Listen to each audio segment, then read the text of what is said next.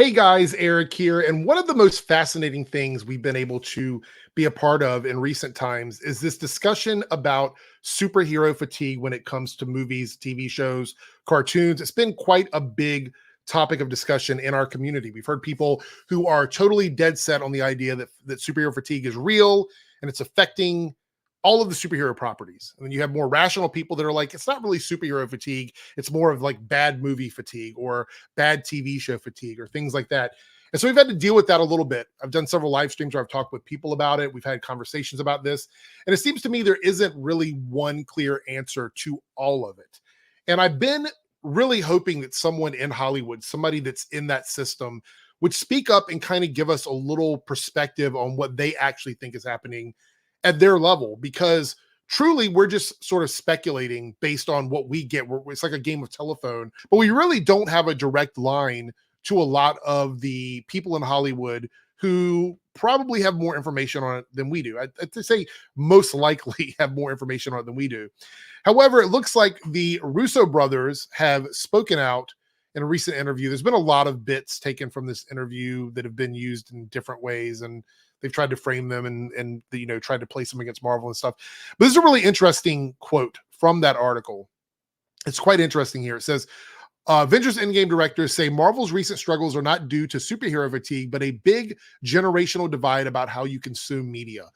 Wow, it's almost like that's what I've been saying for a while. I feel really validated hearing that, to have someone else, especially on their end, say that, because I just made a video the other day where I was talking about humor and modern TV, modern entertainment consumption. And I said that I think that right now we're dealing with a culture shift, the way people are actually engaging with the media in front of them, and why I think video games are sort of taking the place of like movies and TV shows, because a lot of times people will play video games while a movie's on in the background, a TV show is on the other monitor, something like that. They're listening to a podcast or doing something like that, multitasking while they're watching their movie and playing their video games. And that's kind of the way it is, except when you have games that are super immersive, games where the stories in the games and the experiences in the games replace that need for multitasking media. And I've said this for a while. And then they go on to say even more. They go, there's a generation that's used to appointment viewing and going to a theater on a certain date to see something. Me, I'm part of that generation. But it's aging out. Not trying to deny fate there. Meanwhile, the new generation are, I want it now, I want to process it now, then moving on to the next thing, which they process whilst doing two other things at the same time. It's a very different moment in time than it's ever been.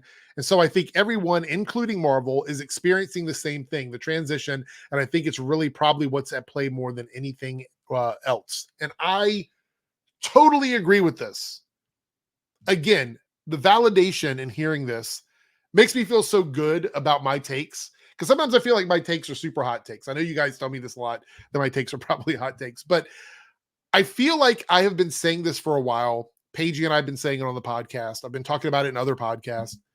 And it just feels like we're in a moment where that idea of going to the theater and having that experience requires more than what we're getting from a lot of these studios. And they need to go the extra mile to make it feel like everything is special. It's a moment. Something like what Barbie did with the whole, like the way they advertised that movie, the way they made people want to see that film. There was something special about how they made that happen that I think other studios need to pay attention to. Whoever was the head of that marketing decision for Barbie, like, hire them for everything. Just hire them to advertise everything. The trailers, the way Marvel does their advertising, all of it needs to be updated and changed. There's nothing inherently wrong with the way they've been doing it. There's nothing wrong with like keeping some secrets and having actors go out and do what they're going to do. But we need to add something else in the mix. We need to add some spice to our meal to make it a little bit new and exciting. I think we can continue to do what we're doing, but we need to just add on to that. And we can see it already with stuff like X-Men 97, which is doing extremely well. It's giving us a flavor in that same restaurant that we're not used to having. It's a different dish. in the restaurant. You know, you've had all this for a while. They're giving you a little something different. And I think Marvel needs to take that magic, capture that, bottle that, and kind of use that in their next phase of films. I truly do. Because if we're not going to allow people to go into the movie theaters and sit on their phones, which, you know, Hollywood doesn't want that because people would film the movies or whatever.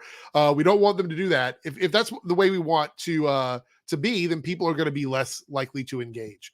I can't tell you how many times I've been in theaters at recent times and people are on their phones. It's really quite wild. They're using like the dimmers on the screen so they can sit on their phone and scroll while they're watching their movie. This multitasking world we live in is it's pretty prevalent at the moment. And so for me, it's just not surprising that this is kind of what's being said at the top end. And again, I feel really validated because this is what I thought the problem was all along. And so for me, it's like, I was right. So that's kind of great. Anyway, I want to know what you guys think about this. Do you agree or disagree with these statements? And how do you feel about all this? I am very curious what your thoughts and opinions are. So make sure you leave it down below. Subscribe to get more content like this. And I will see you guys on the live stream. Take care.